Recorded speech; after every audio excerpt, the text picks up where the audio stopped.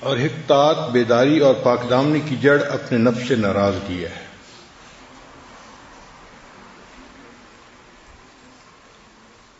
انسان کو اللہ تعالیٰ نے دو نعمتیں دی ہیں، ایک دل اور ایک نفس۔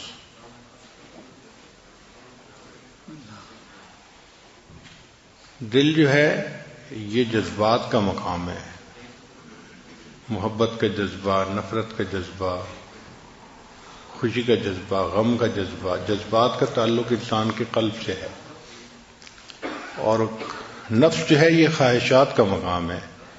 ہر اچھی یا بری خواہش انسان کے نفس میں ہوتی ہے۔ اچھی خواہش تو یہ میں تہجد گزار بن جاؤں، مجھے تکبیر اللہ کی پابندی نصیب ہو جائے، یہ اچھی خواہشات ہے۔ اور بری خواہش یہ کہ مجھے پہچانا جائے، ہر بندہ میری بات کو مانے، میری بات کو سنا جائے، یہ بری خواہشات ہیں۔ جب نفس کی اصلاح ہو جاتی ہے تو اس میں اچھی خواہشات رہ جاتی ہیں، اور اگر اس کی اصلاح نہ ہو تو فطرتاً نفس کے اندر برائی ہے۔ اللہ تعالیٰ نے ارشاد فرمایا وَنَفْسٍ وَمَا سَوَّاهَا فَأَلْهَمَهَا فُجُورَهَا وَتَقْوَاهَا۔ نفس کی قسم کھا کر فرمایا کہ اس کے اندر ہم نے فسق و فجور اور تقوی دونوں چیزوں کو رکھ دیا ہے۔ تو جو بندہ اپنے آپ پر محنت نہیں کرتا، اس کا نفس اس کو فسق و فجور ہی کے اوپر آمادہ کرتا ہے۔ چنانچہ ہر انسان کے نفس کی یہ چاہت ہوتی ہے میری خواہشات پوری ہوں، میں انجوائے کروں، مجھے لذت ملے۔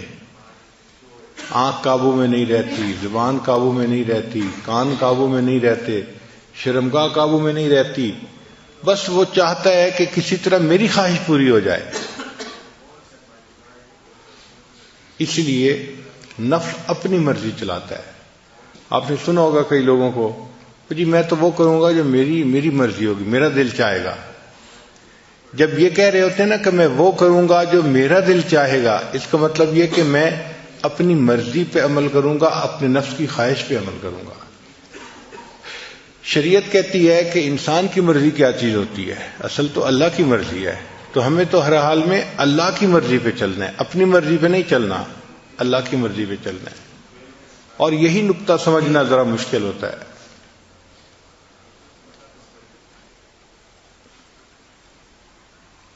اس دنیا میں اتنا کسی اور بت کی پرستش نہیں کی گئی جتنا نفس کی پرستش کی گئی ہے۔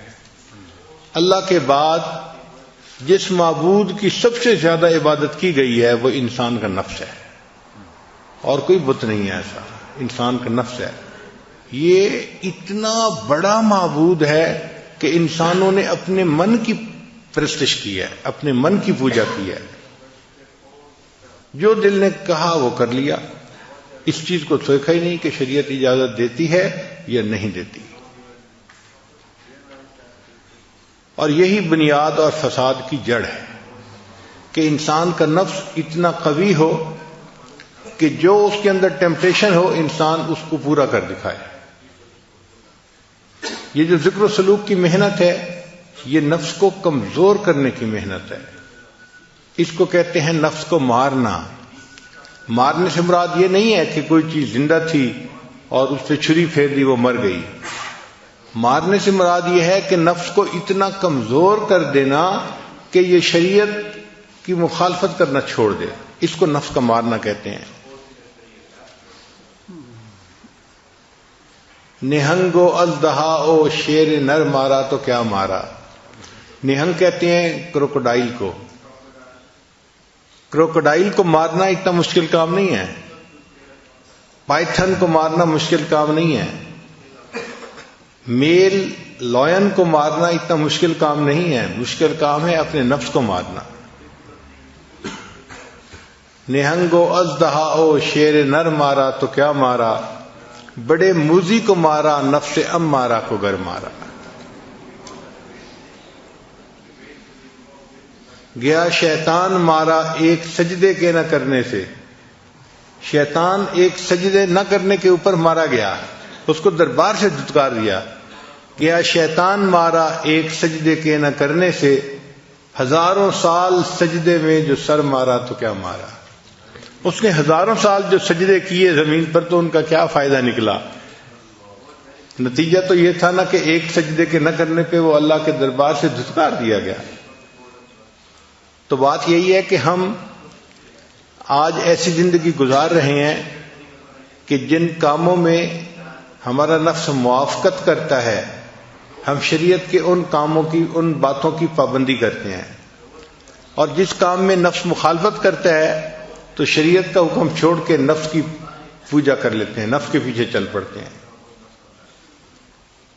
اور یہی چیز شرک خفی کہلاتی ہے۔ ایک ہے شرک جلی۔ شرک جلی کہتے ہیں کہ انسان بتوں کو سجدہ کرے، درختوں کو سجدہ کرے اور قبروں کو سجدہ کرے، اس کو شرک جلی کہتے ہیں، واضح شرک ہے۔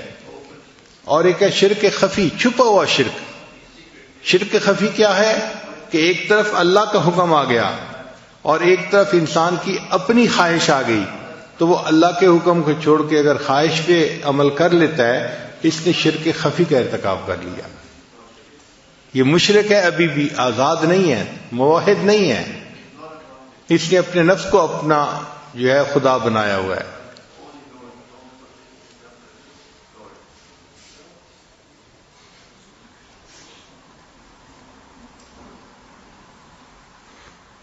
تو یہ ذکر و سلوک کی محنت انسان کو سکھاتی ہے کہ ہم نے اپنے نفس کی خواہشات کو کیسے توڑنا ہے، کیسے چھوڑنا ہے اور اس کو کیسے رد کرنا ہے، اپنی ٹیمپٹیشنز کو کیسے ہم نے برداشت کرنا ہے۔ انسان کے اندر ذکر کرنے سے یہ قوت آ جاتی ہے، پھر اس کا دل چاہتا ہے کہ میں دیکھوں غیر محرم کی طرف، مگر نہیں دیکھتا۔ اس کا دل چاہتا ہے کہ میں زبان سے یہ بات نکالوں، مگر وہ دوسرے کی غیبت نہیں کرتا۔ وہ اپنے آپ کو شریعت کا پابند کر لیتا ہے، اور یہی چیز انسان کی کامیابی کی بنیاد ہے۔ اب نفس کمزور ہو جائے، اس کے لیے ہمارے اکابر نے بہت محنتیں کروائیں۔ چنانچہ آپ شروع دور میں دیکھیں اکابرین میں، تو وہ اپنی خواہشات کو توڑنا، اس پر بہت محنت کرواتے تھے، بہت محنت کرواتے تھے۔ دل میں چاہت پیدا ہوئی نہیں پوری کرنی، تاکہ نفس کمزور ہو جائے۔ مقصد کیا تھا؟ نفس کمزور ہو جائے۔ یہاں تک کہ اگر پانی کا گھڑا دھوپ میں پڑا ہے تو جی چاہا کہ اس کو اٹھا کے میں سائے پہ رکھ دوں، ٹھنڈا ہو جائے گا پانی ذرا، تو نہیں، نفس چونکہ چاہ رہا ہے میں نے ایسا نہیں کرنا، تو نہیں کرتے تھے۔ پھر کھانا نہیں کھاتے تھے۔ بعض کے بارے میں تو یہاں تک مشہور ہے کہ انہوں نے روٹی لکڑی کی بنوائی اور گلے میں لٹکا لی۔ جب بھوک لگتی تھی تو وہ لکڑی کی روٹی کو دانتوں میں چباتے تھے۔ اے نفس، تو مجھے اللہ کی مخالفت پہ جو ہے آمادہ کرتا ہے، میں تجھے کھانا کیوں دوں؟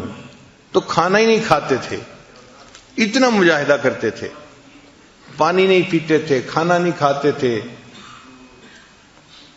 یہ جو ہے نا قلت کلام، قلت منام، قلت طعام، یہ سب ٹرم نکلی اسی لیے ہے اپنے نفس کو کمزور کرنے کی خاطر، کہ انسان کم بولتا ہے تو کم گناہ کرتا ہے، تو کم بولے۔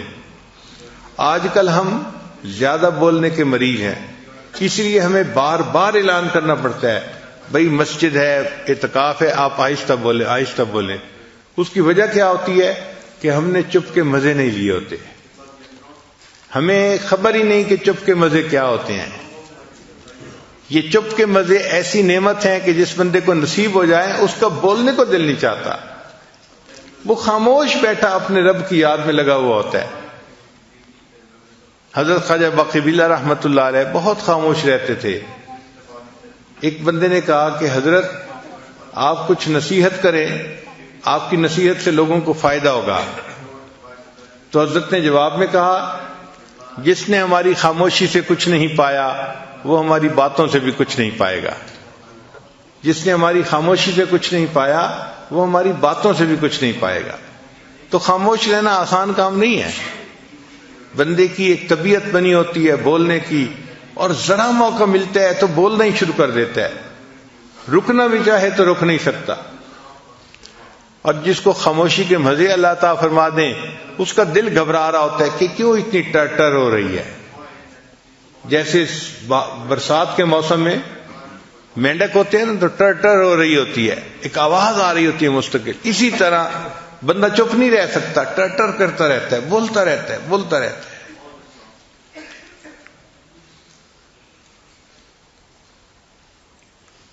ہمارے مشائخ مراقبہ سکھانے کے لیے خاموش رہنا سکھاتے تھے۔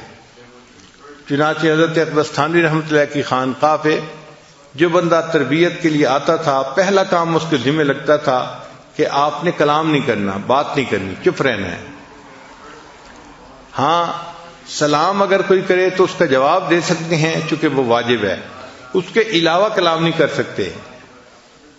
تو صرف سلام کا جواب دینے کی اجازت تھی، اس کے علاوہ کلام کرنے کی اجازت نہیں تھی۔ حضرت خواجہ مجذوب رحمۃ اللہ علیہ چونکہ شاعر تھے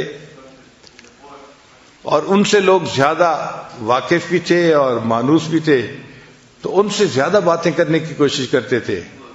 تو حضرت خواجہ مجذوب رحمۃ اللہ نے کیا کیا تھا، ایک گتے کے اوپر لکھ دیا تھا خاموش، اور داغا ڈال کے اس کو گلے میں لٹکا لیا تھا۔ تو اگر کوئی بندہ ان سے بات کرنے لگتا تھا تو وہ اس کی طرف اشارہ کر دیتے تھے، صرف بھئی دیکھ لو یہ سائن ہے خاموش، اس طرح خاموش رہتے تھے۔ حضرت مفتی محمد شفیع رحمۃ اللہ علیہ اور حضرت مولانا یوسف بن نوری رحمۃ اللہ علیہ کے بارے میں آتا ہے کہ جب دونوں شہزادوں نے علم حاصل کر لیا تو تھانہ بھون حاضر ہوئے کہ حضرت کی خدمت میں کچھ وقت رہتے ہیں۔ اب جب وہاں گئے تو عشاء کی نماز پڑھ کے کمرے میں آئے، دونوں کو رہنے کے لیے ایک ہی کمرہ دے دیا گیا تھا۔ تو کچھ بیٹھے تو کوئی بات چیت شروع ہو گئی، تازہ علم پڑا ہوا تھا، بات ہوتی گئی۔ تھوڑی دیر کے بعد جو خانقاہ کا خادم تھا بوڑھا، وہ آیا، اس نے آ کے دروازہ کھٹکھٹایا کہ جی خانقاہ میں عشاء کے بعد باتیں کرنے کی اجازت نہیں ہے، آپ چپ ہو جائیں۔ وہ چپ ہو گئے، مگر اس کو روٹین میں لیا، اور تھوڑی دیر کے بعد پھر کوئی مسئلہ شروع ہو گیا، پھر باتیں شروع ہو گئیں۔ جب پھر باتیں شروع ہونے لگیں تو تھوڑی دیر کے بعد وہ خانقاہ کا خادم آیا اور اس نے آ کے کہا کہ جی مجھے حضرت کی طرف سے یہ حکم ہے کہ جو ایک دفعہ منع کرنے پہ نہ رکے اور پھر باتیں کرتے رہے، اس کی سامان کی گٹھڑی اس کے سر کے اوپر رکھو اور اس کو خانقاہ سے دھکا دو، جاؤ۔ جب آپ نے بات سمجھنی نہیں تو رہنے کا کیا فائدہ، کیوں وقت اپنا بھی ضائع کر رہے ہو، ہمارا بھی ضائع کر رہے ہو۔ تو اس نے کہا جناب میں دوسری دفعہ آ کے بتا رہا ہوں، اب اگر میں نے آپ لوگوں کی آواز سن لی تو میں نے آپ کا سامان آپ کے سر پہ رکھنا ہے اور آپ کو خانقاہ سے نکال دینا ہے۔ پھر دونوں کو احساس ہوا کہ خاموشی کی اہمیت کتنی تھی، کتنا سیریس معاملہ تھا۔ پھر اس کے بعد وہ نہیں بولے۔ ایک عالم آئے حضرت تھانوی رحمۃ اللہ کو ملنے کے لیے، بڑے عالم تھے، مگر حضرت نے انہیں کہا کہ آپ نے بات نہیں کرنی، چنانچہ وہ بالکل نہیں بولتے تھے۔ تو تھانہ بھون کے جو مقامی لوگ تھے وہ ان کو گونگا سمجھتے تھے، کیونکہ کبھی بولتے سنا جو نہیں، اس کو کوئی بات بھی کرنی ہوتی تھی تو اشاروں سے کرتے تھے، تو لوگ ان کو گونگا سمجھتے تھے۔ جب وہ کچھ عرصہ رہے اور ان کے اوپر رنگ چڑھ گیا تو اب حضرت نے ایک دن انہیں کہا کہ آپ درس قرآن دیں۔ تو انہوں نے درس قرآن دینا شروع کیا تو مقامی لوگ حیران تھے اور آپس میں باتیں کر رہے تھے کہ دیکھو حضرت گنگوہی کی کرامت کے گونگے بندے نے بھی بولنا شروع کر دیا۔ تو مشائخ اتنا چپ کا مجاہدہ کرواتے تھے کہ بات ہی نہیں کرنی، اور واقعی چپ کے اپنے مزے ہیں، ہم اس سے واقف نہیں ابھی۔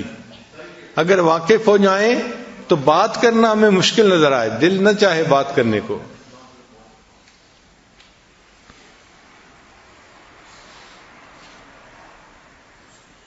تو خانقاہوں میں جو رکھ کے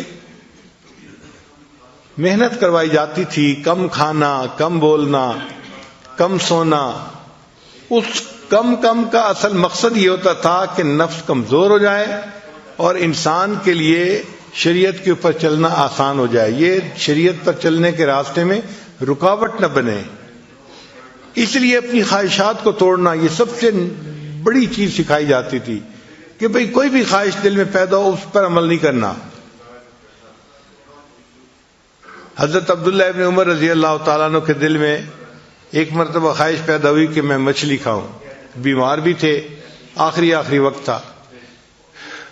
تو بیوی نے مچھلی بنوائی. جب مچھلی بن کے تیار ہوئی اور دسترخوان پہ لائی گئی تو اس وقت دروازے پہ ایک سائل آ گیا. اس نے کہا جی کہ مجھے اللہ کے لیے کچھ دے دو. حضرت نے وہ مچھلی اٹھا کے سائل کو پکڑا دی کہ میں نے اس کو آخرت کے لیے ذخیرہ بنا دیا. یعنی اپنی خواہش پہ عمل نہیں کرنا کہ میرے اندر چاہت جو پیدا ہوئی تھی کہ میں مچھلی کھاؤں، میں نے اپنی چاہت پہ عمل نہیں کرنا. اور آج کل تو اپنی ہی چاہت کا یعنی ماحول بنا ہوا ہے. ہر بندہ، کیا مرد اور کیا عورت، کرنا وہ ہے جو میرا دل چاہے، میرا جی چاہے. چھوٹے سے لے کے بڑے تک ایک ہی چیز ہے، اپنی خواہش پہ عمل کرنا. اس وجہ سے آج نفس اتنے موٹے ہیں کہ انسان کے قابو میں نہیں، اور ان کو کمزور کرنا ایک مشکل کام بن گیا ہے.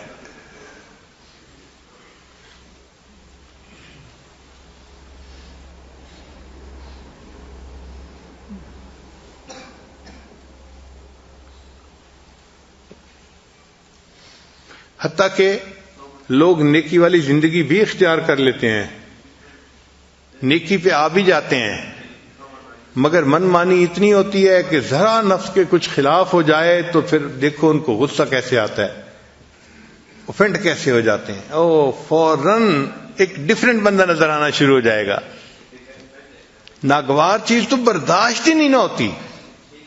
اور اسی لیے ہمارے مشائخ جو ڈانٹ ڈپٹ کیا کرتے تھے نا، اس کا مقصد اصل یہی تھا کہ ناگوار چیز کو برداشت کرنے کی عادت آ جائے. اصل مقصد یہ تھا. اور انہوں نے فرمایا کہ اگر شیخ بلا وجہ کسی بندے کو جوتے مارے تو اس کو چاہیے کہ وہ جوتا پھر اٹھا کے اپنے شیخ کو دے. اور یہاں تو بات بات پہ لاجکس چلتی ہیں، اور یہ ایسے ہے اور یہ ایسے ہے. اور مقصد کیا ہوتا ہے کہ بس جو میری خواہش ہے وہ پوری ہو جائے.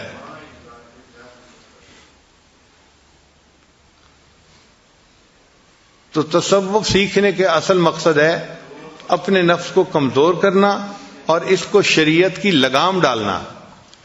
جس نے اپنے نفس کو شریعت کی لگام ڈال لی اس نے گویا اپنے نفس کو مار لیا، اور دنیا جہان کی سعادتیں اس بندے کو نصیب ہو گئیں.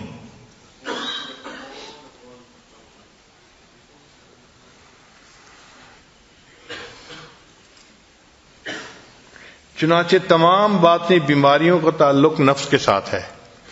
جتنی باطنی بیماریاں ہیں سب باطنی بیماریوں کا تعلق انسان کے نفس کے ساتھ ہے. مثلاً شہوت، اس کا تعلق نفس کے ساتھ ہے. وَلَكُمْ فِيهَا مَا تَشْتَهِي أَنفُسُكُمْ وَلَكُمْ فِيهَا مَا تَدَّعُونَ. تو دیکھا شہوت کی نسبت نفس کے ساتھ کی گئی. تو شہوت کا تعلق بھی انسان کے نفس کے ساتھ ہے. پھر خواہشات کا تعلق بھی نفس کے ساتھ ہے. وَنَهَى النَّفْسَ عَنِ الْهَوَىٰ. اور جس نے اپنی خواہشات، اپنے نفس کو خواہشات کے پورا کرنے سے روک لیا تو خواہشات کا تعلق بھی نفس کے ساتھ. پھر تیسری چیز ہے حماقت. حماقت کا تعلق بھی نفس کے ساتھ ہے. إِلَّا مَنْ سَفِهَ نَفْسَهُ. سفاہت کہتے ہیں احمق یعنی حماقت کو. تو إِلَّا مَنْ سَفِهَ نَفْسَهُ، مگر وہی کہ جس نے احمق بنایا اپنے آپ کو، تو اس کا تعلق بھی نفس کے ساتھ ہوا. پھر بخل کا تعلق بھی نفس کے ساتھ ہے. وَأُحْضِرَتِ الْأَنفُسُ الشُّحَّ. یہ جو شح ہے نا، ہرس، یہ انسان کے نفس میں ہوتی ہے. پھر حسد کا تعلق بھی نفس کے ساتھ ہے. قرآن پاک میں فرمایا حسدا من عند انفسہم، ان کے نفوس کے اندر حسد تھا. پھر تکبر بھی نفس کے اندر ہوتا ہے. لقد استکبروا فی انفسہم، تحقیق بہت تکبر رکھتے ہیں اپنے نفوس میں. یعنی تکبر بھی نفس میں، شہوت بھی نفس میں، حسد بھی نفس میں، بخل بھی. تو یہ تمام بیماریوں کا مجموعہ تو نفس میں ہو گیا. اسی لیے نفس کی اصلاح کی جو محنت ہے اسی کو تصوف تزکیہ کہتے ہیں اور تصوف کہتے ہیں۔ اچھا، بعض لوگ پریشان ہو جاتے ہیں کہ یہ تصوف کا لفظ کہاں سے آ گیا؟ بھئی صفا سے ہے، صاف کرنا، جیسے میل ہوتی ہے اس کو صاف کر دیتے ہیں۔ نفس کے اوپر جو میل آئی ہوئی ہے، قلب کے اوپر جو میل آئی ہوئی ہے، اس کو صاف کرنا، اس کو تصوف کہہ دیا۔ آپ کوئی اور لفظ بولنا چاہتے ہیں تو اور بول دیں، حقیقت کو تو نہیں نا آپ رد کر سکتے۔ نفس کی خواہشات کو روکنا، ان کو چھوڑنا، نفس کو کمزور کرنا، یہ وہ تعلیم ہے جو قرآن و حدیث میں دی گئی ہے، اور اس کا انکار کوئی نہیں کر سکتا۔ وہی بندہ جنت میں جائے گا جس نے اپنی خواہشات کو روکا، بلکہ فرمایا وَأَمَّا مَنْ خَافَ مَقَامَ رَبِّهِ، جو اپنے رب کے سامنے کھڑا ہونے سے ڈرا، وَنَهَى النَّفْسَ عَنِ الْهَوَىٰ، اور اس نے اپنے نفس کو خواہشات میں پڑنے سے روک لیا، فَإِنَّ الْجَنَّةَ هِيَ الْمَأْوَىٰ، یہ بندہ ہے جس کو قیامت کے دن جنت عطا کی جائے گی۔ کتابوں میں ایک عجیب واقعہ لکھا ہے کہ امام شافعی رحمۃ اللہ کے زمانے میں ایک حاکم وقت تھا جو بیوی کے ساتھ بڑے اچھے موڈ میں تھا، اور بیوی کسی وجہ سے ناراض تھی۔ اب یہ جتنا قریب ہونے کی کوشش کرتا وہ اتنا پیچھا دھکیلتی تھی۔ اب ادھر سے اصرار اور ادھر سے انکار۔ خیر کچھ دیر یہ محبت پیار کا اظہار کرتا رہا، لیکن بیوی چونکہ بالکل ہی رد کرتی رہی، انکار کرتی رہی، تو اس نے تھوڑا اس کے ساتھ سختی کر دی۔ انسان جذبات میں ہوتا ہے تو پھر سختی کر لیتا ہے۔ جب اس نے سختی کی نا تو وہ تو پہلے ہی غصے میں تھی، اس نے غصے میں کہہ دیا دوزخی پیچھے ہٹ۔ اب جب اس نے یہ کہہ دیا دوزخی پیچھے ہٹ تو اس کو غصہ چڑھ گیا، حاکم وقت سے آخر۔ اس نے جواب میں کہہ دیا اگر میں دوزخی ہوں تو تجھے میری طرف سے 3 طلاق ہے۔ خیر وہ وقت تو گزر گیا، جب تھوڑا عقل ٹھکانے میں آئی، غصہ ٹھنڈا ہوا، تو بیوی نے بھی سوچا کہ مجھے اس کو دوزخی تو نہیں کہنا چاہیے تھا، غلط کام کیا میں نے، اور خامن نے سوچا اگر اس نے کہہ دیا تھا تو مجھے طلاق تو نہیں دینی چاہیے تھی۔ دونوں نے اپنی اپنی غلطی کا اعتراف کیا، مگر مسئلہ یہ تھا کہ طلاق واقع ہوئی ہے یا نہیں ہوئی۔ اب یہ مشروط طلاق تھی کہ اگر میں دوزخی تو تجھے 3 طلاق، تو کنڈیشنل طلاق تھی۔ اب فیصلہ کون کرے کہ تم جنتی ہو یا جہنمی ہو؟ یہ تو کوئی فیصلہ نہیں کر سکتا، یہ تو فیصلہ قیامت کے دن میزان پہ اعمال تلنے کے بعد ہوگا، کون جنتی ہے کون دوزخی ہے، کون مقبول ہے کون مردود ہے۔ بے خبر کیا خبر تجھ کو کیا کون ہے، جب تلیں گے عمل سب کے میزان پر تب کھلے گا کہ کھوٹا کھرا کون ہے۔ یہ کھوٹے کھرے کا تو پتہ قیامت کے دن جا کے چلے گا، اس سے پہلے تو نہیں چلتا۔ اب جس عالم سے وہ جا کے مسئلہ پوچھتے وہ عالم کہتا بھئی میں تو نہیں اس کا جواب دے سکتا، حتیٰ کہ یہ بات ٹاک آف دی ٹاؤن بن گئی، ہر بندے کی زبان پہ یہی مسئلہ کہ جی ایسا واقعہ پیش آیا ہے اور کوئی عالم اس کا جواب نہیں دے رہا۔ امام شافعی رحمۃ اللہ لڑکے تھے اس وقت، چھوٹی عمر تھی، آپ نے بات سنی تو آپ نے فرمایا کہ ہاں میں اس مسئلے کا جواب دے سکتا ہوں۔ چنانچہ بادشاہ کو اطلاع ملی تو بادشاہ نے بندے بھیج کے ان کو بلوایا۔ جب امام شافعی رحمۃ اللہ ان کے پاس پہنچے تو انہوں نے کہا کہ بھئی آپ کیا پوچھنا چاہتے ہیں؟ اس نے کہا جی میں یہ پوچھنا چاہتا ہوں کہ میری بیوی کو طلاق ہوئی یا نہیں ہوئی؟ تو امام شافعی رحمۃ اللہ نے فرمایا کہ اس کے لیے میں آپ سے ایک بات پوچھوں گا نجی زندگی کے بارے میں، آپ مجھے صحیح صحیح جواب دیں پھر میں آپ کو اس کا جواب بتاؤں گا۔ اس نے کہا پوچھیں۔ امام صاحب نے کہا کہ مجھے اپنی زندگی کا کوئی ایسا واقعہ سنائیں کہ جب آپ بڑا گناہ کرنے پر قادر ہوں اور اللہ کے ڈر کی وجہ سے آپ نے گناہ نہ کیا ہو، کوئی ایسا واقعہ آپ کی زندگی میں آیا، کوئی ایسا موقع؟ تو بادشاہ نے سوچ کے کہا ہاں ایک مرتبہ ایسا موقع پیش آیا۔ بھئی کون سا واقعہ؟ اس نے کہا جی کہ ایک دفعہ میں دفتر سے ذرا جلدی اپنے گھر آ گیا، اور جب میں اپنے کمرے میں داخل ہوا تو میرے کمرے میں جو کام کرنے والی ایک نوجوان لڑکی تھی وہ کام کر رہی تھی، یعنی بستر ٹھیک کر رہی تھی، صفائی کر رہی تھی۔ میں کمرے میں داخل ہوا تو میں نے کنڈی لگا دی۔ جب کمرے میں دیکھا تو وہ جوان لڑکی میرے بیڈ کے پاس موجود ہے۔ اب ذرا میں اس کے قریب ہوا تو مجھے اس کے حسن و جمال کا اندازہ ہوا۔ کہ وہ تو بہت ینگ لڑکی تھی اور بہت خوبصورت لڑکی تھی، تو میں نے جب اس کے حسن و جمال کو دیکھا تو میرے دل کے اندر خواہش پیدا ہوئی۔ اب اللہ نے عورت کو سمجھ دی ہوتی ہے، چنانچہ وہ لڑکی فوراً سمجھ گئی بادشاہ کے انداز سے کہ اس کے قدم اٹھانے کا انداز اچھا نہیں ہے۔ تو جب بادشاہ اس کے ذرا قریب ہوا نا تو لڑکی نے کہا یا ملک اتق اللہ، اے بادشاہ اللہ سے ڈر۔ کہتے کہ جب اس نے یہ الفاظ کہے تو میرے دل پر ان الفاظ کا ایسا اثر ہوا کہ میں نے اس کو کہا کہ اچھا تم یہاں سے چلی جاؤ، میں تمہیں ہاتھ بھی نہیں لگاتا۔ چنانچہ وہ لڑکی جو تھی تقیہ نقیہ تھی، پاک صاف تھی، وہ وہاں سے چلی گئی اور بادشاہ جو تھا اس نے اپنا کمرہ پھر لاک کر لیا، اپنا کام کر لیا۔ کہنے لگا کہ یہ ایک ایسا موقع تھا، اگر میں اس لڑکی کے ساتھ بدکاری کرنا چاہتا تو کوئی مجھے پوچھنے والا نہیں تھا، چونکہ میں بادشاہ تھا، میرے پاس موقع تھا، پھر تنہائی تھی، پھر میں نے کمرہ لاک بھی کر لیا تھا، مگر اللہ کے ڈر سے میں نے اس گناہ کو چھوڑ دیا۔ یہ ایک ایسا موقع آیا ہے کہ میں نے ایک گناہ کو اللہ کی رضا کے لیے چھوڑا۔ تو جب اس نے یہ واقعہ سنایا تو امام شافعی رحمۃ اللہ نے فرمایا کہ ہاں میں فتویٰ دیتا ہوں کہ تو جنتی ہے اور تیری بیوی کو طلاق نہیں ہوئی۔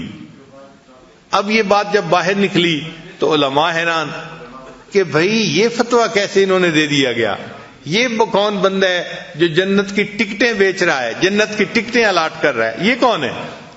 تو امام شافعی رحمۃ اللہ سے پوچھا گیا، ان کا دیکھو بھائی یہ فتویٰ میں نے نہیں دیا، یہ فتویٰ قرآن پاک میں خود اللہ تعالیٰ نے عطا فرمایا ہے۔ انہوں نے پوچھا کون سا؟ انہوں نے آیت پڑھی وَأَمَّا مَنْ خَافَ مَقَامَ رَبِّهِ، اور جو بندہ اپنے رب کے سامنے کھڑے ہونے سے ڈر گیا، وَنَهَى النَّفْسَ عَنِ الْهَوَىٰ، اور اس نے اپنے نفس کو خواہشات میں پڑنے سے روک لیا، فَإِنَّ الْجَنَّةَ هِيَ الْمَأْوَىٰ، اس کا ٹھکانہ جنت ہے۔ تو قرآن فیصلہ دے رہا ہے کہ اس کا ٹھکانہ جنت ہے۔ جب وہ جنتی ہے تو اس کا مطلب ہے اس کو طلاق نہیں ہوئی اس کی بیوی کو۔ تو بات ایسی ہے، اگر ہم اپنی خواہشات نفسانی کو روکیں گے، اس کے بدلے اللہ تعالی ہمیں اپنی رضا عطا فرمائیں گے، ہمیں جنت عطا فرمائیں گے۔ چنانچہ یہ چیز ذہن میں رکھیں کہ جس کام میں نفس کی لذت ہوتی ہے اس میں روح کی جو ہے تنزلی ہوتی ہے، اور جس کام میں نفس کی تنزلی ہوتی ہے اس کام میں روح کی ترقی ہوتی ہے۔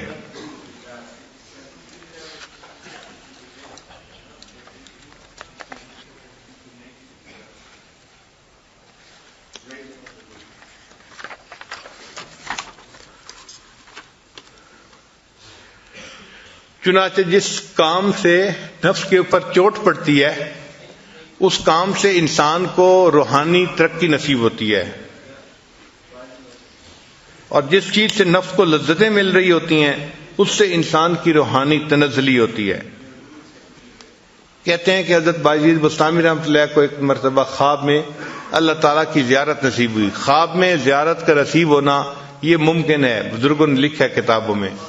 تو انہوں نے اللہ سے پوچھا اے اللہ کیف اصل الیک، میں آپ تک کیسے پہنچ سکتا ہوں، میں آپ تک پہنچنا چاہتا ہوں، اے اللہ میں آپ تک کیسے پہنچ سکتا ہوں؟ تو رب کریم نے آگے سے جواب دیا اے میرے پیارے دع نفسک و تعال، تو اپنے نفس کو چھوڑ دے اور میرے تک آ جا۔ اس لیے بایزید بسطامی رحمۃ اللہ فرمایا کرتے تھے کہ جنت 2 قدم ہے۔ اکثر محفلوں میں فرماتے تھے جنت 2 قدم ہے، جنت 2 قدم ہے۔ تو کسی نے کہا کہ حضرت آپ کیسے کہتے ہیں کہ جنت 2 قدم ہے؟ آپ نے فرمایا پہلا قدم اپنے نفس پہ رکھ لو، تمہارا دوسرا قدم جنت پہ پہنچ جائے گا۔ تو پہلا قدم نفس پہ رکھنا پڑتا ہے تب نفس مرتا ہے، ورنہ نہیں نفس مرتا۔ اور یہ ذہن میں رکھنا کہ ہمارا بدترین دشمن ہمارا اپنا نفس ہے۔ حدیث پاک ہے اعداء عدوک نفسک التی بین جنبیک، کہ تم اپنے نفس سے دشمنی رکھو، وہ نفس جو تمہارے جو ہے وہ پہلو کے درمیان میں ہے، وہ تمہارا سب سے بڑا دشمن ہے۔ ہم اپنے نفس کو پالنے میں لگے ہوتے ہیں اور نفس ہمیں جہنم میں دھکے دینے میں لگا ہوتا ہے۔ اور یہ نفس ایسا مکار ہے کہ اس کا مکر شیطان سے بھی زیادہ۔ آپ دیکھیں کہ شیطان نے آدم علیہ السلام کو سجدہ نہ کیا، اس نے اللہ کی نافرمانی کی، تو سوال پیدا ہوتا ہے کیوں نافرمانی کی؟ اس وقت تو کوئی اور شیطان نہیں تھا جس نے اس کو ورغلایا ہو، تو اس نے کیوں سجدہ نہیں کیا تھا؟ تو علماء نے لکھا ہے اس وقت شیطان تو کوئی اور نہیں تھا مگر اس کے نفس نے اس کو ورغلایا، تو نفس وہ بدبخت ہے، بدکار ہے کہ جس نے عزازیل کو شیطان بنوا دیا. یعنی شیطان کو شیطان بنوانے والا جو گرو گنٹھال ہے وہ نفس ہے. تو نفس جو ہے یہ زیادہ بڑا دشمن ہوا. اب انسان کو گناہ کا جو خیال آتا ہے نا، کئی مرتبہ شیطان کی طرف سے آتا ہے، کئی مرتبہ نفس کی طرف سے آتا ہے، تو سالک کو پتہ نہیں چلتا کہ یہ کدھر سے جو ہے وہ میسج آ رہا ہے، کون میسج بھیج رہا ہے گناہ کا. تو ہمارے بزرگوں نے اس کو کھول دیا. وہ فرماتے ہیں کہ جب گناہ کا کوئی خیال آئے اور بار بار اسی گناہ کا تقاضا ہوتا رہے کہ یہی گناہ کرنا ہے، تو سمجھ لو کہ یہ نفس کی طرف سے ہے. کیونکہ نفس کی مثال ضدی بچے کی طرف سے ہے. وہ ایک چیز اگر منہ سے نکال دیتے ہیں نا تو کہتے ہیں کہ بس مجھے وہی چاہیے، مجھے وہی چاہیے. تو نفس بھی اسی طرح ہے کہ ایک مرتبہ جو خیال آ گیا گناہ کا، یہ بار بار اسی خیال کے اوپر وہی خیال دل میں لاتا رہتا ہے. اور اگر شیطان کسی کے دل میں گناہ کا خیال ڈالے اور بندہ اس کو رد کرے تو شیطان اس گناہ پہ جمع نہیں رہتا، یہ پھر دوسری آپشن بھیج دیتا ہے. اچھا یہ نہیں ہو سکتا تو چلو یہ کر لیں، اچھا یہ نہیں ہوتا تو چلو یہ کر لیں، دوسری آپشن، تیسری آپشن، چوتھی آپشن. مقصد اس کا یہ ہے کہ کہیں نہ کہیں گناہ کی تشکیل ہو جائے اس کی. اگر ایک میں نہیں ہوتی تو دوسرے میں، نہیں ہوتی تو تیسرے میں. تو اگر آپ کے ذہن میں گناہ کا خیال آئے اور آپ اس کو روکیں اور روکنے پر گناہ کی آپشن نئی سے نئی آتی رہے تو آپ سمجھ جائیں کہ یہ میسج شیطان بدبخت بھیج رہا ہے. اور اگر اسی گناہ ہی کا ذہن کے اندر جو ہے وہ خیال رہے تو آپ سمجھ لیں کہ یہ میرا نفس ہے جو میرے ساتھ مکاری کر رہا ہے.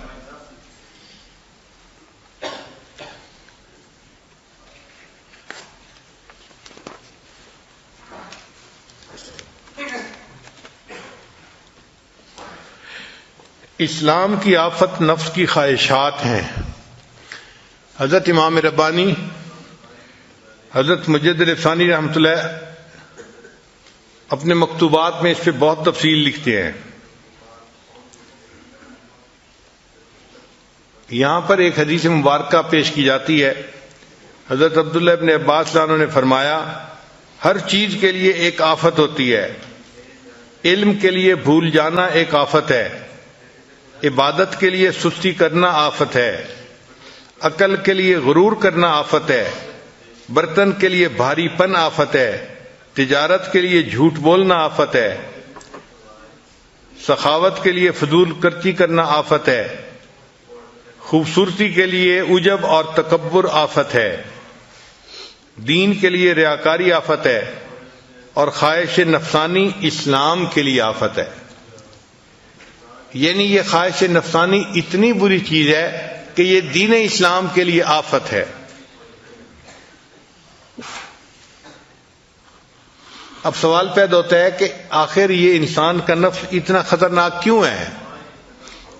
تو اس کا جواب اس لیے کہ یہ گھر کا چور ہے، یعنی گھر کا بھیدی ہے، اور جو گھر کا بھیدی ہوتا ہے وہ لنکا ڈھائے، وہی زیادہ نقصان دیتا ہے جو گھر کے اندر ہوتا ہے.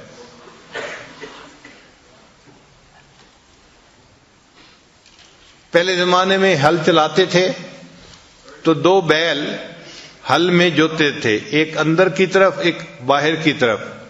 جب چکر لگاتے تھے تو ایک اندر چکر لگاتا تھا، ایک باہر چکر لگاتا تھا. آج کل تو ٹریکٹر آ گئے ہیں، معاملہ ہی دوسرا ہو گیا. ایک بزرگ کھڑے تھے تو انہوں نے دیکھا کہ اچانک وہ جو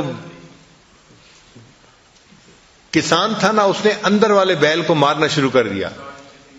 تو اس نے پوچھا بھئی تم باہر والے کو نہیں مار رہے، اندر والے کو کیوں مارتے جا رہے ہو؟ اس نے کہا کہ اس نے ٹاپا مارا ہے. ٹاپا مارنا کہتے ہیں کہ آپ ہل چلا رہے ہیں پھر کوئی چیز جگہ درمیان میں زمین کی چھوڑ کے، یعنی روٹین سے ہٹ کے جگہ چھوڑ کے آگے چلے جانا، اس کو ٹاپا کہتے ہیں. اور جب بھی وہ ٹاپا مارتے ہیں تو اندر والا بیل جو ہے نا وہ بدماشی کرتا ہے، جس کی وجہ سے کچھ زمین خالی رہ جاتی ہے، ورنہ تو روٹین میں چلتا رہتا ہے سلسلہ. تو جس طرح انہوں نے پھر فرمایا کہ میاں اگر بیل نے ٹاپا مارا تم اس کو اتنا مار رہے ہو، جو تمہارا نفس ٹاپے مار رہا ہے، اگر اللہ نے تجھ سے پوچھ لیا تو تمہارا کیا بنے گا؟ تو ہم بھی جو گناہ کرتے ہیں وہ ہمارا نفس ٹاپے مار رہا ہوتا ہے، ہمارا نفس ہمیں مکاری کے ساتھ گناہ کی طرف متوجہ کر رہا ہوتا ہے.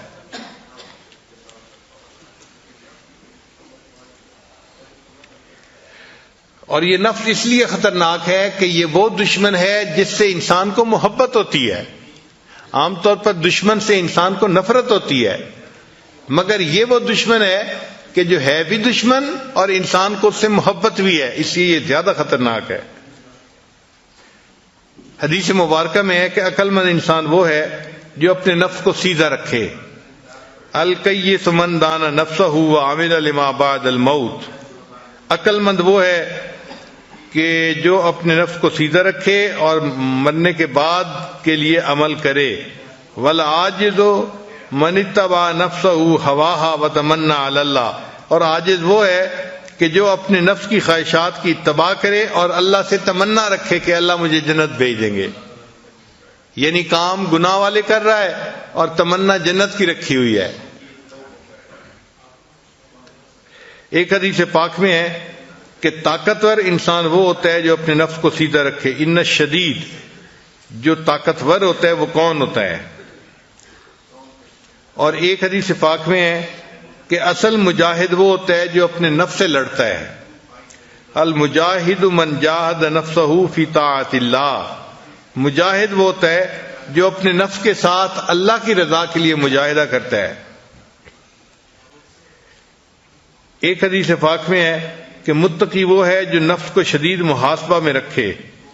چنانچہ میمون بن مہران اللہ فرماتے ہیں، میمون بن مہران رحمۃ اللہ فرماتے ہیں کہ انسان اس وقت تک متقی نہیں بن جاتا جب تک کہ وہ اپنے نفس کو شدید محاسبے میں نہ رکھے.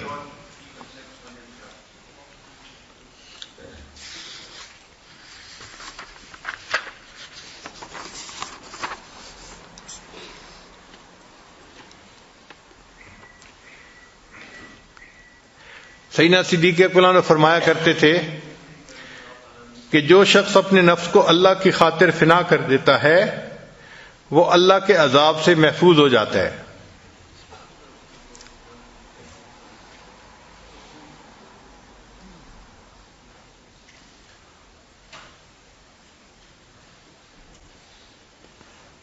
حضرت عمر بن عبد العزیز رحمۃ اللہ علیہ فرمایا کرتے تھے کہ افضل اعمال نفس کی مخالفت ہی کی وجہ سے کیے جا سکتے ہیں.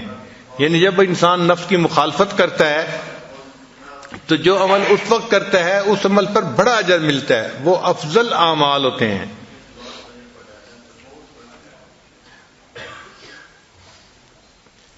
جو بندہ اپنے نفس کی خواہشات کی پیروی کرتا ہے اللہ تعالیٰ اس سے نیک اعمال کی توفیق چھین لیتے ہیں.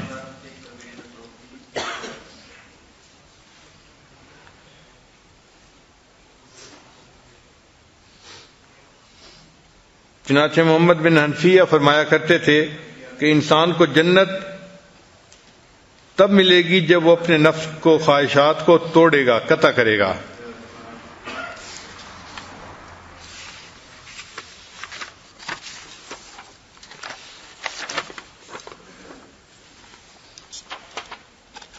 اس لیے ہمارے مشائخ نے کہا ہے کہ جہاد کا آغاز اپنے نفس سے کرو.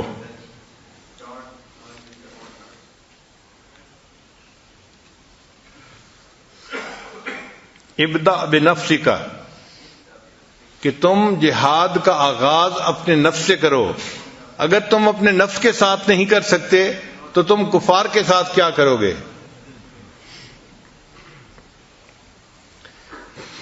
مکتوبات شریفہ کی عبارات سنیں.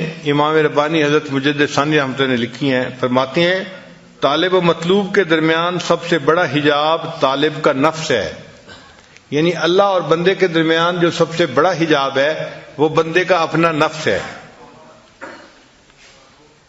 پھر آگے فرماتے ہیں میرے مخدوم و مکرم انسان کا نفس امارہ جاہ و ریاست کی محبت پر پیدا کیا گیا ہے، اس کی تمام ہمت و کوشش اپنے ہم اثروں پر بلندی حاصل کرنا ہے، اور وہ فطری طور پر اس بات کا خواہاں ہے کہ تمام مخلوقات اس کی محتاج اور اس کی اوامر و نواہی کے تابع ہو جائے، اور وہ خود کسی ایک کا بھی محتاج اور محکوم نہ ہو۔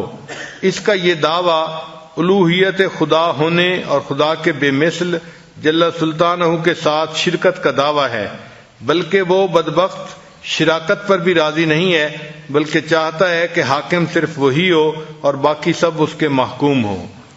تو نفس کی جو یہ چاہت ہے نا کہ میری خواہش پوری ہو، یہ اصل میں الوہیت کا دعویٰ ہے۔ وہ چاہتے ہیں کہ بس میرا حکم چلے۔ نفس کی مدد کرنا در حقیقت خدا کے دشمن کو تقویت دینا ہے۔ حدیث قدسی میں آیا ہے عاد نفسک فإنها انتصبت بمعاداتی، اپنے نفس سے دشمنی رکھ کیونکہ بلا شک وہ میری دشمنی پر کمر بستہ ہے۔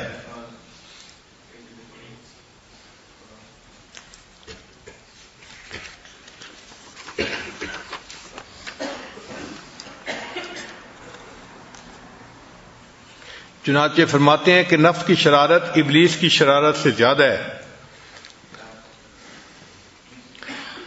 فرماتے ہیں کہ ابلیس نے اللہ تعالیٰ کے حکم کی نافرمانی کی اور انا خیر منہ کہا کہ میں اس سے بہتر ہوں۔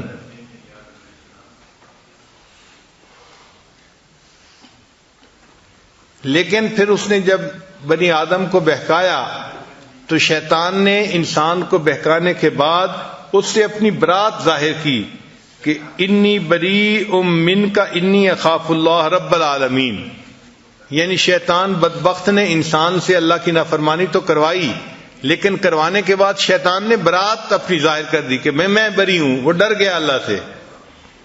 لیکن نفس ایسا باغی ہے کہ اس نے کہا انا ربکم الاعلی، اور اس پر وہ نہ نادم ہوا نہ پریشان ہوا اور نہ اس سے اس نے برات کا اظہار کیا۔ اس سے پتہ چلا کہ نفس کی شرارت زیادہ ہے بنسبت ابلیس یعنی شیطان کے۔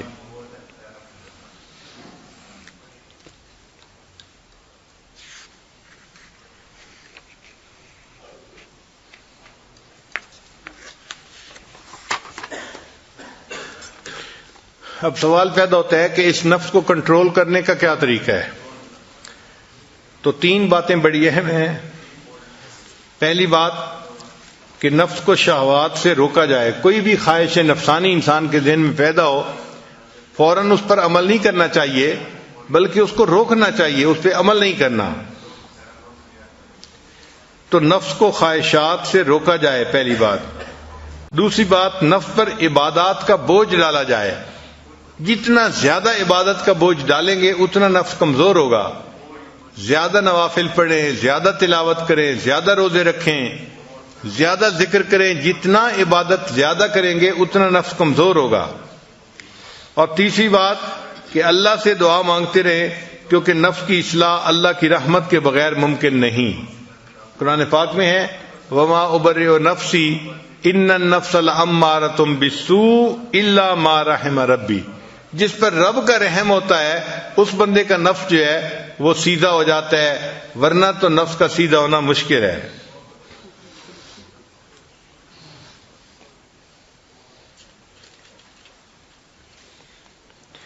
حضرت اقدس تھانوی رحمۃ اللہ نے فرمایا کہ نفس کی اصلاح کے لیے 3 کام بہت اہم ہیں۔ پہلا کام مرشد کامل کی خدمت میں رہے، دوسرا کام اپنے دشمنوں اور حاسدوں سے سبق سیکھے، اور تیسرا کام کہ دوسرے لوگوں سے عبرت پکڑے۔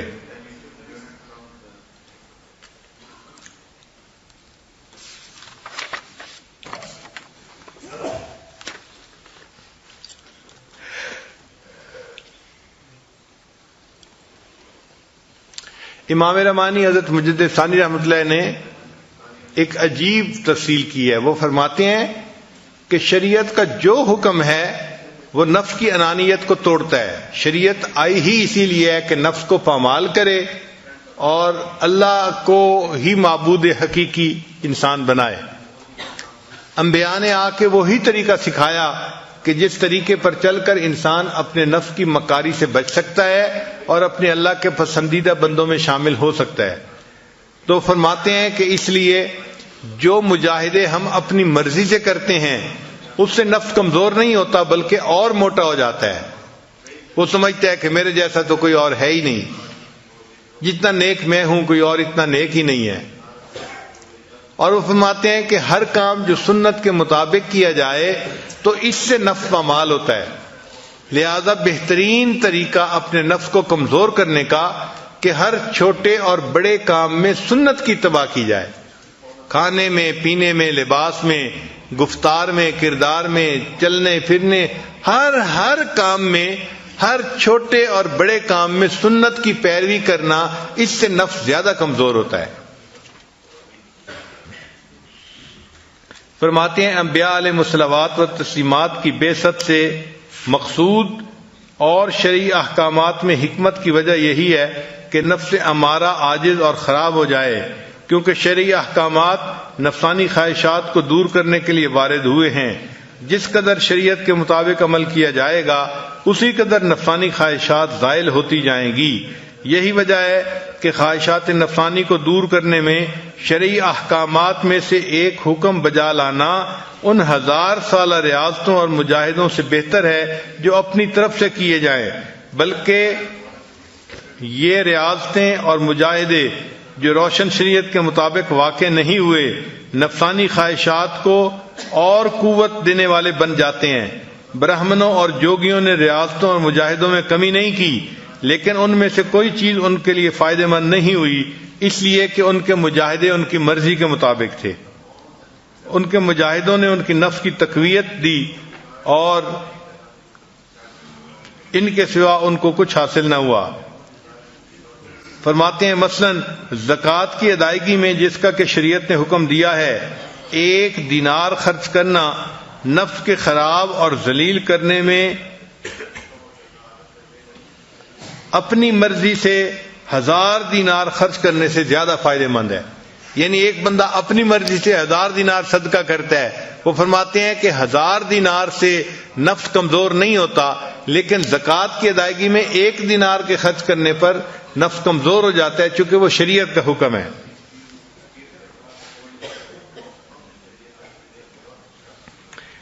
اس لیے فرماتے ہیں کہ عید الفطر کے دن کھانا کھانا اس سے نفس کمزور ہوتا ہے، اور اپنی مرضی سے پورا سال نفلی روزے رکھنا اس سے نفس کمزور نہیں ہوتا، کیونکہ وہ اپنی مرضی تھی اور یہ اللہ کے حکم کی فرما برداری تھی۔ نماز فجر کی 2 رکعتوں کو جماعت کے ساتھ ادا کرنا، جو کہ سنتوں میں سے ایک سنت کا بجا لانا ہے، اس بات سے کئی درجے بہتر ہے کہ انسان تمام رات نفل نماز ادا کرتا رہے اور فجر کی نماز جماعت کے بغیر ادا کرے۔ یعنی ایک آدمی ساری رات عبادت کرتا رہتا ہے اور فجر کی جماعت بغیر نماز کے پڑھے سو جاتا ہے، اس سے زیادہ بہتر ہے کہ وہ ساری رات سوتا رہے اور فجر کی نماز با جماعت ادا کرے۔ غرضے کہ جب تک نفس کا تزکیہ نہ ہو اور دماغ سرداری کے مال خولیہ کی پلیدی سے پاک نہ ہو، نجات محال ہے۔ اس مرض کے دور کرنے کی فکر ضروری ہے تاکہ ایسا نہ ہو کہ اس مرض میں ابدی موت آ جائے۔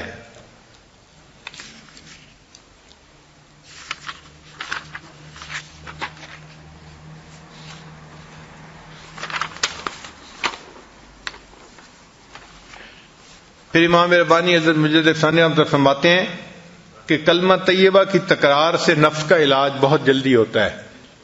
لا الہ الا اللہ، لا الہ الا اللہ، یہ جو ذکر ہے نا، یہ جتنا زیادہ کریں گے یہ نفسانی خواہشات کو مٹا کے رکھ دے گا۔ یہ کلمہ لا مٹا دیتا ہے انسان کے اندر سے نفس کی خواہشات کو۔ فرماتے ہیں کلمہ طیبہ لا الہ الا اللہ جو آفاقی اور انفسی معبودوں کی نفی کے لیے وضع کیا گیا ہے، نفس کے پاک کرنے میں بہت سی مفید اور نہایت مناسب ہے۔ بزرگان طریقت نے نفس کے تزکیہ کے لیے اسی کلمہ طیبہ کو اختیار کیا ہے۔ تا بجا رو بلا نہ روبی را نہ رسید در سرائے الا اللہ، جب تک تو لا کی جھاڑو سے صفائی راہ کی صفائی نہیں کرے گا اس وقت تک تو الا اللہ کے باب میں داخل نہیں ہوگا.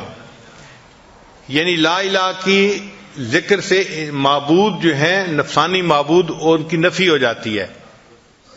تو جب معبودوں کی نفی ہو جاتی ہے تو انسان کو اللہ کے دروازے پر پہنچنے کی سعادت نصیب ہو جاتی ہے. اس لیے لا الہ الا اللہ جو ہے یہ انسان کے دل کو روشن کر دیتا ہے.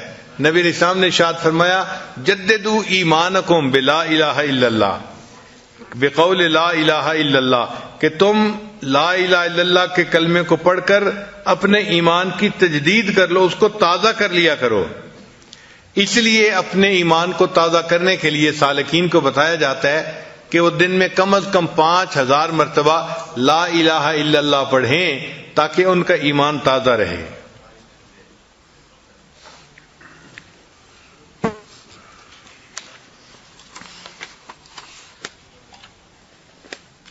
جب اطمینان نفس میسر ہو جائے تو احکام الہی کا مطیع ہو جاتا ہے، مخالفت کی مجال نہیں رہتی اور راضی مقبول ہو جاتا ہے.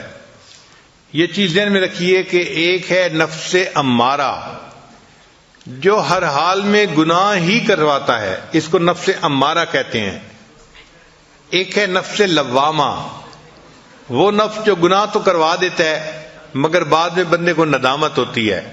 ہم میں سے اکثر لوگ نفس لوامہ والے لوگ ہیں کہ ہم گناہ بھی کر لیتے ہیں بعد میں پچھتاتے بھی ہیں کہ ایسا نہیں کرنا چاہیے تھا. اور ایک ہے نفس مطمئنہ.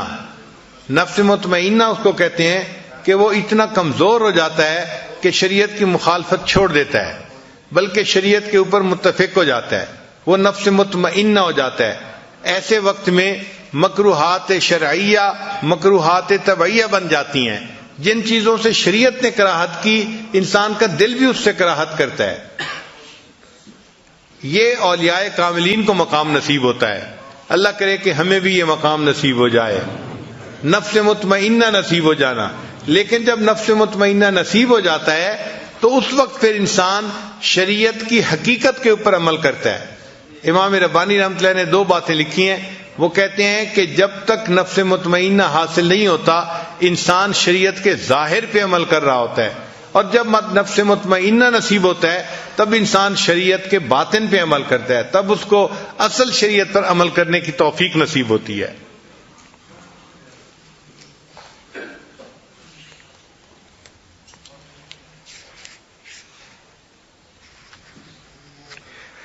اور اس پر دلیل بڑی پیاری لائے ہیں. امام ربانی فرماتے ہیں کہ نبی علیہ السلام نے ارشاد فرمایا لا یؤمن احدکم حتی یکون ہواہ تابعا لما جئت بہ، تم میں سے کوئی شخص اس وقت تک مومن نہیں ہو سکتا جب تک کہ اس کی خواہشات نفسانی میری شریعت کے تابع نہ ہو جائیں.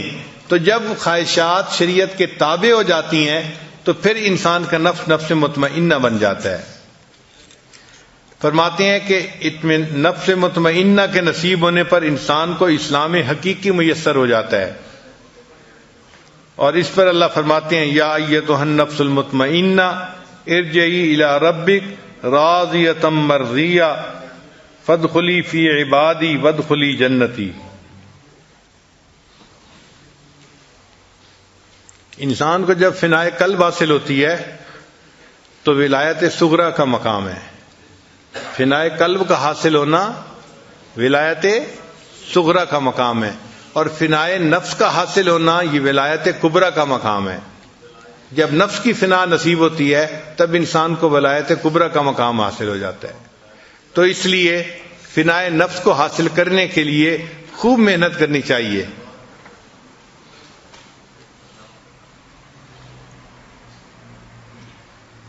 امام ربانی رحمۃ اللہ فرماتے ہیں کہ دیکھیں جو سب سے برا تھا جب نیکی پہ آیا تو سب سے اچھا وہی بن گیا.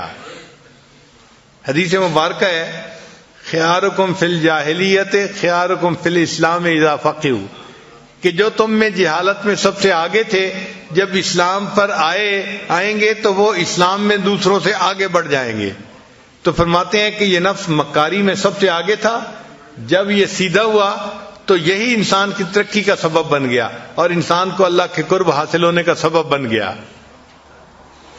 تو یہی نفس جب سیدھا ہوتا ہے تو انسان کو فرشتوں سے اونچا مقام حاصل ہو جاتا ہے. حالانکہ یہی تھا جس نے انسان کو شیطان بنایا ہوا تھا. تو جب بدکار تھا تو سب سے بدکاری بڑی اسی نے سکھائی تھی کہ انسان کو شیطان بنا دیا. جب سیدھا ہوا تو یہی نفس جو تھا انسان کی ترقی کا سبب بن گیا اور انسان کو اس نے فرشتوں سے اوپر مقام عطا فرما دیا. یعنی ذکر کرنے سے اور اتباع سنت کرنے سے ایک ایسا مقام آ جاتا ہے کہ جہاں نفس شریعت کی فرمانبرداری پہ آمادہ ہو جاتا ہے اور وہ شریعت کی مخالفت چھوڑ دیتا ہے. اس کو نفس مطمئنہ کہتے ہیں اور ہم اللہ سے اس نفس مطمئنہ کے حصول کی دعائیں کرتے ہیں. تو اس کا مطلب یہ ہوا کہ اگر ہم چاہتے ہیں کہ ہم اللہ کے مقرب بندے بنیں تو ہمیں اپنے نفس کی مخالفت کرنا سیکھنا پڑے گا، اس پر محنت کرنی پڑے گی. اور اگر کبھی کوئی خواہش ٹوٹے تو اس پہ تڑپنے کی ضرورت نہیں ہے، گھبرانے کی ضرورت نہیں ہے، غصے میں آنے کی ضرورت نہیں ہے، بلکہ اس کو اللہ کی طرف سے سمجھیں اور خوش ہوں کہ اچھا ہے میری خواہش ٹوٹی. اب ایک نقطہ اور بھی سن لیجئے کہ اگر انسان کا نفس مطمئنہ بن جائے تو اب تو وہ نفس مطمئنہ بن گیا، کیا اس کے بعد انسان اپنے نفس کی پیروی کر سکتا ہے؟ جواب، اس کے بعد بھی نہیں کر سکتا. یعنی نفس کی پیروی نفس مطمئنہ حاصل ہونے کے بعد بھی نہیں کرنی ہی نہیں نفس کی پیروی. یہ نقطہ سمجھیں. کوئی یہ نہ کہے کہ جی اب تو میرا نفس مطمئنہ بن چکا لہذا اب جو جی میں آ رہا ہے میں اس کو پورا کر لوں. ایسا نہیں کر سکتے. نفس کی پوری زندگی مخالفت کرنی ہے اور اللہ تعالیٰ بندے سے نفس کی مخالفت کرواتے رہتے ہیں. اس کی نفس کی خواہشات کو توڑتے رہتے ہیں. اچھا ایک نقطہ اور بھی سمجھ لیجئے کہ قرآن مجید کی آیت ہے وَلِمَنْ خَافَ مَقَامَ رَبِّهِ جَنَّتَانِ، کہ جو رب کے سامنے کھڑے ہونے سے ڈر گیا اس کے لیے 2 جنتیں. تو مفسرین نے اس کے 2 طرح کے ترجمے کیے ہیں. بعض مفسرین نے ترجمہ یہ کیا ہے کہ ایسے بندے کو اللہ تعالیٰ جنت میں 2 محل عطا فرمائیں گے. یہ ایسا ہی ہے جیسے ایک بندے کا ایک گھر لاہور میں ہوتا ہے، ایک کراچی میں ہوتا ہے، ایک اسلام آباد میں ہوتا ہے، تو 2 گھر ہوتے ہیں اس کے. اللہ تعالیٰ بھی اس کو 2 جنتیں عطا فرمائیں گے. ایک اس کو ایک جگہ گھر حاصل ہوگا اور دوسرا اس کو ہو سکتا ہے نبی علیہ السلام کے قدموں میں اللہ گھر عطا فرما دے. تو 2 گھر اس کو ملیں گے جو اپنے نفس کی خواہشات سے بچ جائے گا. اور بعض مفسرین نے ترجمہ کیا ہے کہ نہیں، اس کا ترجمہ یہ ہے کہ اس کے لیے 2 جنتیں ہیں، ای جنت الدنیا و جنت الآخرہ. اللہ اس کی دنیا کو بھی جنت کا نمونہ بنا دیں گے اور آخرت میں اس کو تو جنت عطا فرمائیں گے ہی صحیح. تو ایسا بندہ جو اپنے نفس کی مخالفت کرتا ہے اس کی دنیا جنت بن جاتی ہے. کیسے جنت بن جاتی ہے؟ جنت وہ جگہ ہے وَلَكُمْ فِيهَا مَا تَشْتَهِي أَنفُسُكُمْ کہ جہاں انسان کی ہر خواہش پوری ہوگی. تو انسان ایک ایسے مقام پہ پہنچ جاتا ہے اپنے نفس کی مخالفت کرتے کرتے کہ اللہ تعالیٰ اس کے نفس کی ہر چاہت کو پورا فرما دیتے ہیں. اس کے دل میں خواہش پیدا ہوتی ہے اللہ اس کو پورا کر دیتے ہیں. یعنی ایک مرتبہ میں نے اپنے حضرت حمزہ سے سوال پوچھا کہ حضرت ایک آدمی مستجاب الدعوات ہوتا ہے، یہ تو بڑا اونچا مقام ہے. حضرت فرمانے لگے ہاں. میں نے کہا کیا اس سے بھی اونچا مقام ہے؟ حضرت فرمانے لگے ہاں، مستجاب الدعوات بندے کو تو مانگنا پڑتا ہے. ایک ایسا بھی مقام ہے جہاں بندے کو اللہ بن مانگے دے دیتے ہیں، اس کے دل میں چاہت پیدا ہوتی ہے اللہ اس کو پورا فرما دیتے ہیں. ایک مقام اس سے بھی اونچا ہے اور یہ اللہ مومن کو عطا فرماتے ہیں کہ مومن کے دل میں چاہت پیدا ہوئی اللہ اس کو پورا کر دیتے ہیں. کسی مقام کی طرف اشارہ کیا علامہ اقبال نے، خودی کو کر بلند اتنا کہ ہر تقدیر سے پہلے خدا بندے سے خود پوچھے بتا تیری رضا کیا ہے. اللہ بندے سے پوچھتے ہیں میرے بندے تو کیا چاہتا ہے. چونکہ یہ بندہ نفس کی تمام خواہشات کو توڑ چکا، اب اللہ اس کی خواہشات کو پورا کرنا چاہتے ہیں تو اللہ نے اس کی دنیا کی زندگی کو اس کے لیے جنت بنا دیا. چنانچہ اللہ اس کی خواہشات کو پورا کر دیتے ہیں.